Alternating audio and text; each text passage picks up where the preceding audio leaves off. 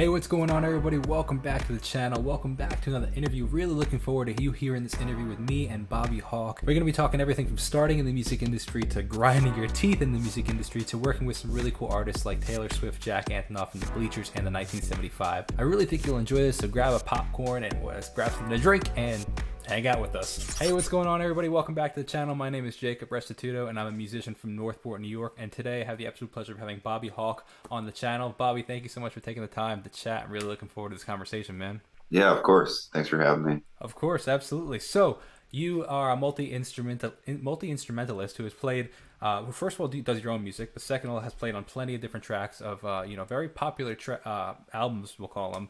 So I'm really looking forward to hearing your story. Can you give a little, for people that aren't super familiar with you and your story, give a little bit of backstory to just your life as a musician, how you got started in the music industry growing up, and just kind of where you are today. And we'll segue from there. Yeah. I guess it always starts with my dad as a musician. So um I feel like he kind of would just bring me along to gigs basically. And now that I think back about it, it's kind of funny because I'm like, yeah, I don't know how the other musicians felt about it, but I was there either way. So but it was mostly just country music because I was in central Illinois, and it was kind of a lucky music to grow up playing because everything was by ear. So my dad would just be like, okay, we're just going to learn the solos off the records. And yeah, luckily they were just so supportive. They would take me to down to Nashville for music camps and stuff. And I would just get to hear musicians from all different styles. There would be like, it was a cool camp run by this guy, Mark O'Connor. There would be like, you go to like classical and then Irish and then like jazz you just kind of do a little bit of everything. So I think I was just kind of lucky to get outside my little bubble growing up and hear some other musicians from around from different backgrounds. And yeah, and then I came out to school, and I decided to come out to the East Coast for school. Went to school in Jersey at William Patterson, and I was doing saxophone and violin. But I think I quickly realized like, oh, like these saxophone players are not messing around, and there's way less violinists here. So I was just getting asked to play violin with people because it was more unique. And then yeah, and then I just stuck around the city and kind of just, I didn't finish school because I went on tour. But then I think just sticking around the city and getting asked to do a bunch of different kinds of gigs was just like great training. And I didn't realize it at the time, but then recently just jumping in and doing like the stuff I've been doing, I was like, oh yeah, it feels like I've been like, sort of like this like Rocky backstory or something. I'm like, okay, I've just been in the trenches for like years and years, and like sort of getting ready to just be able to have more fun with music and see some cool stuff happen. Some really interesting points you made. I want to kind of bring it back to what you said about your dad and the music industry. I've had a lot of conversations and a lot of interviews, and I think it's like a split 50-50 where if the parents are musicians, sometimes they're super supportive of the kid being in the music industry, and sometimes they're like, please do something other than music because they know how hard it can be in the music industry. So I'm curious your dad's take on that. I've heard the same thing with, so many different industries. Like I have a friend who Sure. he like owns like a great house, but he did like video editing, and he was like, oh God, I'm going to tell my kids not to do video editing or whatever. Yeah. Yeah, it is interesting. They kind of always push me in that direction, but then like, Of but it music or wasn't, away from music? oh, like towards music, but it wasn't like a forceful push, I guess. It was kind of like, I guess this is a weird analogy, but it's kind of, my dad he's not only a musician, but he's a pastor. But in terms of like Christianity, I'm not religious, but he never pushed like, you have to do this, you have to believe this or whatever. And I think with music, if tomorrow I was like, yeah, I'm done. Like this is, they would be supportive. They'd probably be a little bummed about it, but I'm sure they're a little bummed about me not being religious either. So So that's very yeah. interesting. It's cool. I appreciate the supportive parents. My parents are not musicians, but they were very supportive. I dropped out of college to do music full time, and at first they were a little concerned. They were like, is he just gonna be sitting on the couch eating potato chips? And then when I realized like I was actually like going to work every day, they were like, okay, he's gonna be all right, kind of thing. Yeah. But now, so then you mentioned you went on tour. You didn't finish college or school. You went on tour. Was that a self tour, or were you on tour with another band? It was. it was a band called Blue Merle. They were like a kind of like a quick one hit wonder band, but we were the tour I did with them. We opened for Toad the Wet Sprocket, like the kind of like the Glenn Phillips band, and I think for me it was like a little taste of okay, I can sit in a practice room for 8 hours a day with all these other like kind of like acne faced kids and like and think that we're like accomplishing this huge this like I don't know, it's like it's this weird little bubble of college where you're like, okay, I if I is I don't know, something dorky, like if I play this combination of notes or I do this certain thing, my career is gonna like take off or whatever. And then I was like, oh no, music should just be fun. You should just play in front of audiences. And also like there's nothing wrong with just like playing pop music Mm. or whatever, whatever genre that is appealing to people and you're not like a sellout. So Yeah, it's interesting yeah. you say that. So, being a musician, and I took music classes in high school, and then I went to college for music for a year. And like you mentioned, like I went to Queens College, so it was a very not a conservatory, but it was a classical music school. It was either the Uh, classical music route or the jazz music route. And I wanted to go for film scoring at the time, so I wanted composition, but they didn't have any composition, so I had to go to the classical route. And like you said, like it's very studious, I guess we could use, is is the type of kid like that'll, like you said, spend 8 hours a day practicing. But it is interesting to see that some kids, like, as much as they practice, like they never went anywhere because that's all they did is they didn't create any relationships or go out and try to get gigs or play for people. It's just they're very very talented musicians, but it's kind of sometimes a little bit more than just the talent. It's about the relationships and stuff. yeah, that's that. I think it's that like the Jerry Seinfeld. I saw there's one of his interviews on his show with I think with Alec Baldwin, and they were talking about like somebody just sitting in their apartment, just like man, why isn't anybody like banging my door down? I'm like I'm so talented. Yeah, exactly. Oh, but the reason actually I brought up that the whole school for me, I remember I kind of got sidetracked, is I was always into like the pop rock music, pop like rock scene or pop scene, and I did not fit in with all the conservatory kids, and it made me feel like an outcast. I was like, like they were like, oh, what'd you listen to over the weekend? The teacher would say, I'd be like, oh, Beethoven's Fourth Symphony, it's beautiful. I'm like, oh, I listened to Coldplay, like, I did not fit in. Yeah, that's funny because like it makes me think of that band Lake Street Dive. I don't know Hmm, if hmm. you're familiar with their um they were just saying that they were all in like conservatory and then but when they got together and hung out, they were always listening to pop music and they're like and it finally sent like dawn on one of them like, oh maybe we should start a band Yeah. and like focus on this kind of music instead. That's funny. So, all right, so you went on tour, and then it brought you back to New York City. Oh, you moved to New York City, and then I appreciate what you said. Like you kind of you grinded your teeth for a while, just playing, whatever came up about, or went to studios and did sessions, and then you started to, started to see your career in the music industry start to flourish, which I appreciate because sometimes I feel like we want to start off and want to do all the cool things right off the bat, and sometimes you got to just grind your teeth and be like, okay, I gotta pay for dinner somehow, so I got to do this gig that I might not want to do, kind of thing. And I just love to hear your perspective on that. I think that first tour was I remember I was kind of like I mean I was definitely like an idiot like cocky kid, where I was like I did that first tour and I was like okay cool like I think I can move to Brooklyn now like I did the thing and then it was quickly like oh now I'm doing $50 restaurant gigs and just like getting my ass kicked. It's like yeah, not ready to be like a full-time tenant in Brooklyn, but um no, I feel like New York is it's like, hey, can you play like Brazilian music or can you play Mm. this like Debussy or Vivaldi or whatever you have to do? And I'm always just like I always feel like I'll like text back and be like sure, and then I'll just like print off, and then I'll like start shedding because I'm like, oh fuck, now I got to. um, but Yeah. it's kind of a funny segue to there was like only like on a synthesizer there's like an arpeggiator like kind of where it's just like playing like a crazy series Hmm. of notes. I think my very first session with Jack Antonoff and with his engineer, there was they're like they're kind of just like, hey, can you do this thing? And I just like sitting in this at like Electric Lady Studio, I was just like, uh, give me a second. I just had to like practice in front of all of them, and it was just like it's kind of terrifying, but but I those moments where you're just like, okay, I'm glad that I've done some homework, Mm. try to get ready for this, but No, that's really interesting. It's actually a great. It's sometimes we want that to be in that situation starting off. But if we start off in that situation, sometimes we're just not prepared for it. So I'd love, I want to hear actually a little bit more leading up to that segue of, I noticed on a lot of the work you've done, Jack Antonoff also had his hands on, for example, the folklore. I think he tracked that folklore with Taylor Swift, right? Um, and Yeah, then also yeah, the I think 1975 and the Bleachers. I know that you've played on both of those, and Jack was recently working on all. yeah. I mean, that's Jack's band, and also the 1975 he just did. So I'd love to hear like how did you even go from how did you go from $50 gigs in New York City to then working at Electric Lady with Jack?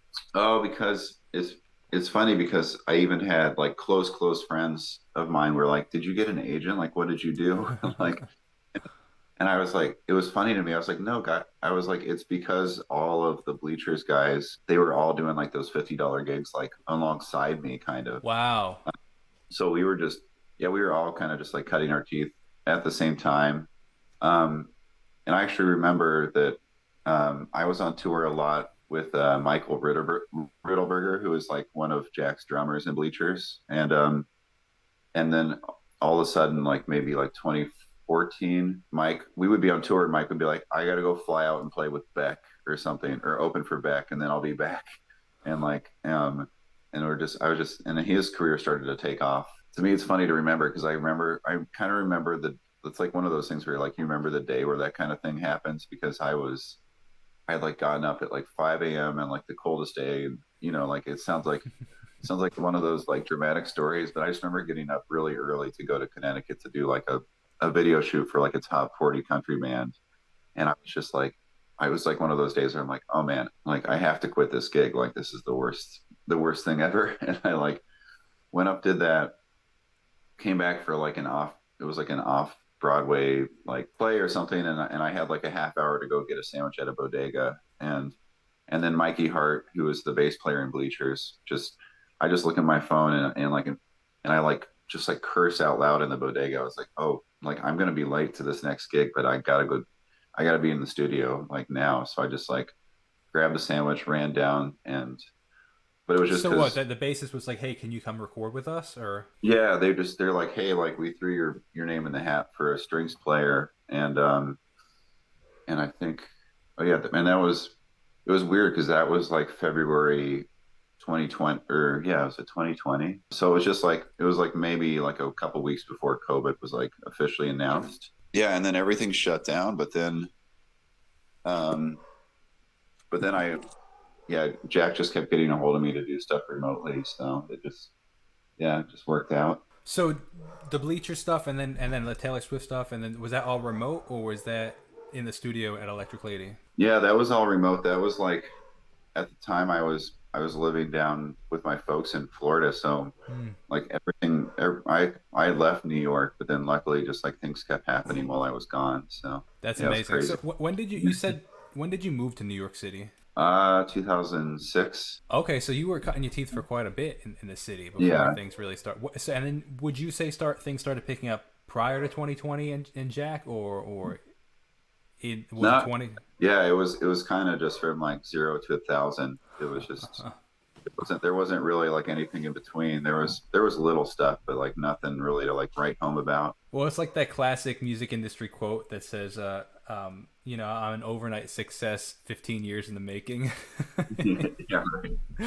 Yeah, and I feel like I listen to that podcast Smartless all the time, and it makes me think about those guys a little bit because some of them have stories where it's just kind of like they feel like they sat around LA for 15 or for 10 years kind of waiting for stuff to happen. Yeah. Yeah, and so the reason I emphasize that point is to think that I set out, I dropped out of college again, like I said, set out thinking, oh, I'll be playing, Madison Square Garden in 3 years. You know what I mean? Like, we just have these unrealistic expectations, and if we don't do it that fast, or it doesn't look like that right off the bat, we're like, oh, is it not meant to be, kind of thing.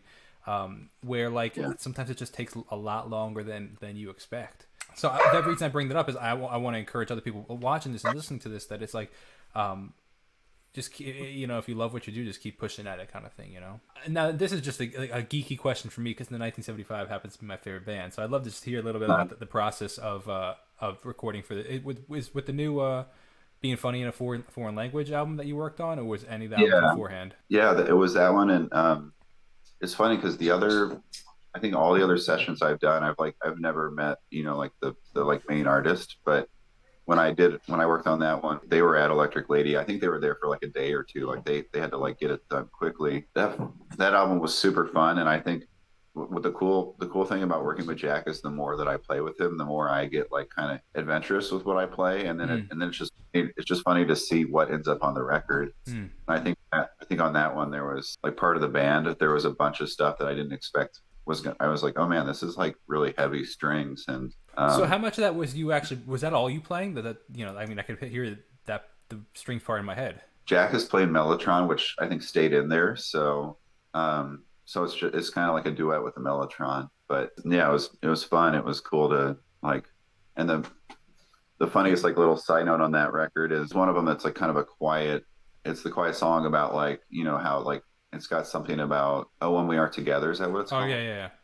yeah, And I was to me that was really funny because I was like, well, that's like my favorite like country fiddle playing I've ever done, and it's on a 1975 yeah. record. So what did you play on that? Did you play violin and fiddle or? Oh yeah, just yeah, I played just violin on everything, but that one they wanted it to be more like fiddly. So yeah. This is a very stupid question. I apologize, but the difference between a violin and a fiddle is Oh, it's just like stylistic. a same It's instrument, just stylistic of yeah, playing. Okay. yeah. And I was so surprised because I associate 1975 with yeah, just more like the poppy stuff. Oh, So absolutely, yeah. 80s synth pop, modern 80s synth yeah, pop for sure. No, that's really cool, man. I really appreciate that. Just a little bit of insight because again, my favorite band. But now I want to kind of segue into you. You are also I was doing a little research, and you're also an original artist yourself. So you do your mhm. own music. So I'd love just to hear just a little bit more about that. I mean, I sort of have to just give credit to Ryan Hummel because he was Amos Lee's guitar player for the last few years. Like again, he and I were like kind of in the trenches in a different way. Like we were playing music together in a band called the Sweetback Sisters, like a country band, and I played Ryan like a little demo, um, like in a hotel room, and he was just like, "Yeah, dude, you got to do something with this, like something more." So we got in the studio together and made a record, and then it's just, and I think because like honestly because I've had to record with so much stuff remotely, then I finally like I see like you've got a way better setup than Yeah, I do. I have like a silly little interface, and that's all you need, man. but I it's just been fun to like I'm a teacher too in Port Washington, but I've got the summer off, so I'm just like, oh, I can just wake up and work on little ideas at home, and yeah, just try to do more and more stuff at home, and I'm less and less precious about it too. I'm like, okay, it doesn't have to be like a perfect. Mm. It doesn't have to sound like a Beatles string section or whatever. Mm. I can just kind of just like it's been really fun just to kind of like record the stuff, send it to get mixed and mastered, and then in like a week put it out just as like Yeah. there's gonna be like 12 people that listen to it on Spotify anyway. Hey, man, you know what? Like, if you don't put it out, like nobody can hear it at all. So, Yeah. so do you teach privately or do you teach for like a school? Yeah, I teach at Vincent Smith School. It's like a private school in Port Washington. So, I Um, mean, I assume all the students think it's sick that you play on all these records. oh, they don't care. It's very funny. Really? They're young enough where they're like Taylor who. Like elementary school kind of thing, or? Yeah, and they're just I think they're into like, I don't know, just like I feel like they listen to 10-second snippets of like Ice Spice on TikTok or whatever, and they do like a little dance and they're just like TikTok pop. yeah. No, the funniest thing is that they're like I eventually made the mistake of telling them there's kind of like you one of my cousins is kind of like a YouTube like teen like and I told them I was like, "Oh yeah, that's my cousin or whatever." And they freaked out way more about that. Dude, that's so funny, man. That's actually it's a state of the culture, I guess. Just the interesting. But I'm not that there's anything wrong with it. But that is actually really funny. It's humbling at the same time too. I assume you're like, oh, these are sick records, and the kids like, yeah, I couldn't care less. Yeah. Yeah, it's kind of great. I'm like, oh yeah, these like the kids. It took me like, you know how kids are too. I showed up and they're kind of like size you up really quickly. They're like, who are you? And like, what, I mean, this is like cheesy, but meant way more to me to like kind of just earn the trust kids just on face to face basis. It's not like adults where you're like, oh yeah, I played on this record, and they're like, who Mm. are you? And what's your deal? But these kids finally were just like, all right, you're cool. Like we're Yeah, that's actually a really interesting point, man. They don't care really about the I guess accolades, repertoire. It's like just you as an actual person. So the 1975 record, if they're on the Tuesday, like what are you doing with school, and how do you navigate that? Oh, that's a good point. I've had some funny like harrowing like trips from Port Washington into Manhattan. It's like there was Monday where I was like, I looked at we were like literally like the end of the day, and they were just like, can you get here like how soon can you get here? And I was just like, I looked at the other teacher. She's like, just go. So I just like took off. Like not that it was like 10 to 3 or something, and we end at 3. But I was like, okay, I got to drive home, and then I'll get an Uber through the Midtown Tunnel, and the tunnel was like blocked, and I was like, you got to be kidding me. I'm just like, and but they were pretty chill about it. Like that's the lucky thing is that school is done so early. Well, Where and the average musician's not even waking up until like noon, so you're fine. Yeah, yeah. It's not like nobody starts in the. I mean, the average musician is not starting at like, oh, here we're getting at 9 o'clock in the morning studio session. yeah, so it's been a pretty easy balance. I realized, and I'm Mm. like, yeah, if there's a day I have to call out sick, but it's usually not that often. And I mean, Bleachers are on tour like all summer, which is funny because now that I'm off from school, like they're not doing anything. But Do you ever tour with any of these musicians, or are you sticking more towards the studio at this point? yeah, more in the studio, and it's not like a big decision. I think if especially like playing multiple instruments, it would be fun to go out with somebody and play. And I definitely miss the feeling of just playing for like a big audience. It's like, Mm. yeah. And I think that's the funny thing about being in New York so long, kind of with the like restaurant gigs and stuff. I'm like, man, that would be such a blast just to get back out and do something big like that. No, I totally relate to that. I want to just segue again back to tracking and stuff and recording. You mentioned, your little interface that you were talking about. Tracking remotely for say something like the Taylor Swift or the Bleachers albums. These are pretty huge records. Tracking on your own remotely. What were you using? What kind of gear were you using? I was in Florida. I was lucky that I found a little studio where they Oh, were, okay. and um, they had like just like a lot of like yeah a lot of they would use it's how I actually got into using Studio One because they used a lot of like PreSonus stuff, and I didn't trust myself to record at home, so I would just go in there and they would just help me out. And it was it was hilarious because this little studio now they've got like the little Grammy certificate and stuff in this little studio in Florida, and I feel like it's gotten them a lot of work. I can say this because I don't think John's in-laws are going to see this, but like his in-laws were kind of just like, they're like, oh, you're a musician, whatever, like blah blah blah, and then like they started to really respect him. I think because of all this stuff that I was working on in Florida. So, That's the studio owners. yeah, Yeah, yeah, man. It's actually really cool. It's cool. I appreciate it. It's like blessing by association. And what are the chances yeah. that you happen to be in Florida, that happen to be like random studio, like that's really cool. Actually, I appreciate that for sure. Are you still tracking remotely here? Every time you typically record, you go into the studio at Electric Lady? Um, I've done a little bit. I've gotten a little bit more comfortable at home, but then I just use I finally bought like a Biodynamic, just like an M160 ribbon mic that sounds great. But I still am like there's no like yeah I can't really replace going in. So a lot of times I'll go to Restoration Sound in Bushwick, and my buddy there is just super accommodating. Mm-hmm.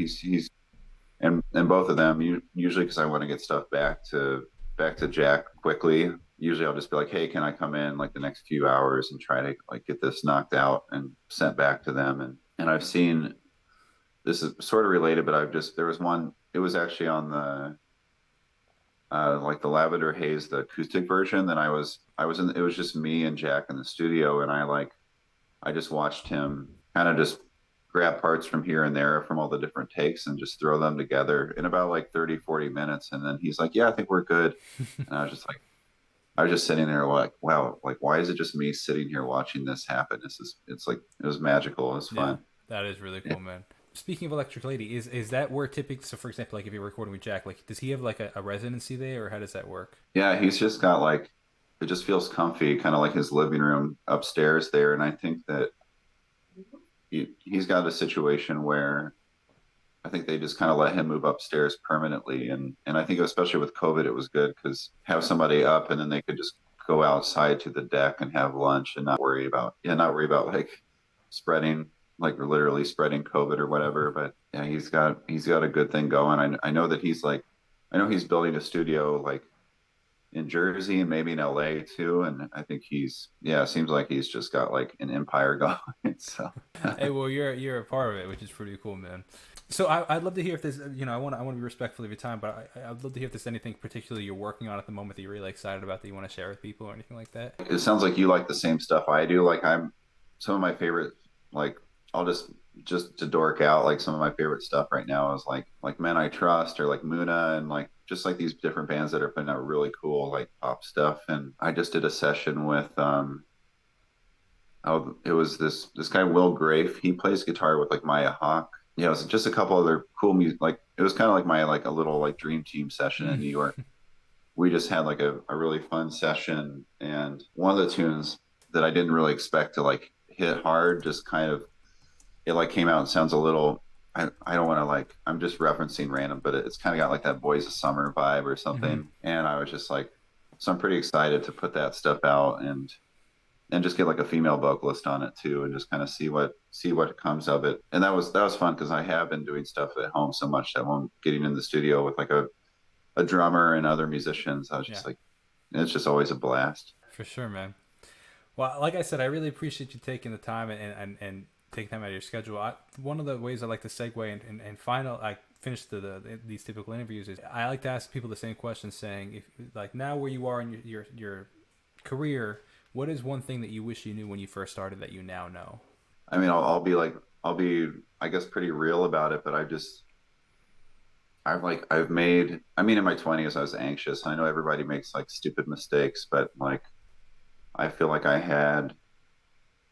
I feel like I was always like sweating stuff that I didn't need to worry about. Like, I would just make impulsive decisions of just like, okay, I need like the things are not like I think I would always kind of just do the thing of like, okay, maybe I need to leave New York and go to Nashville, or I need to do this, or like things aren't. But um, I guess a good example is one of the producers on The Office. Like Nick Offerman did the interview and he didn't get the job, but the like unbeknownst to him, the producer took a post-it note and just wrote Nick Offerman on it and put it on his computer for like 3 years.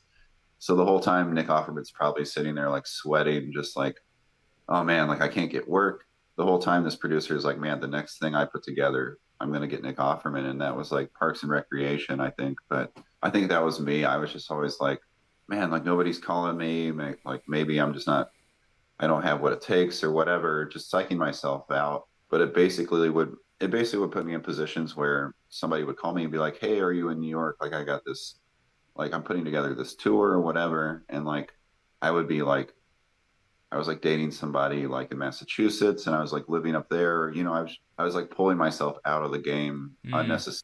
unnecessarily. And Mm-hmm. just like um so I think if I would have just told myself like just wait it out, like stuff is going to happen. But the good thing is like I basically sabotaged my own career like a couple of times and shit still came around. So that's the good thing. Yeah.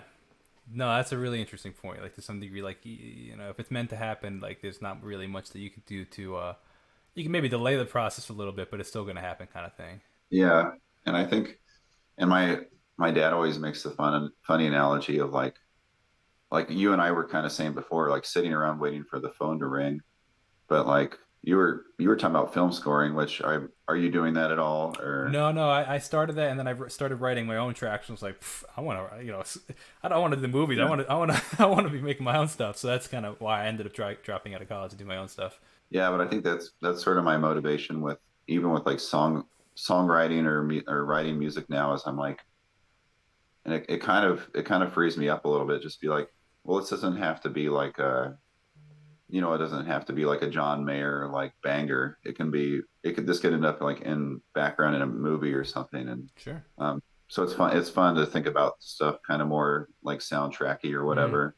just the broad scope of the music industry is huge. Yeah, right. Wherever it can go. No, it's really good stuff, man. Well, I really appreciate you taking the time. If you could hang out for another 30 seconds, I just want to say thank you, first of all, to you for taking the time to come on the channel, and then thank every single person that watches this, views this on, or listens to it, whatever medium or platform you're watching this on. I really appreciate every single one of you. Best way to support this channel is checking out my own original music, as well as going out and checking out Bobby's stuff. Go check out all the stuff that he's been on, and also his original music. So thank you so much for watching. Have a great rest of your day. God bless, and peace out.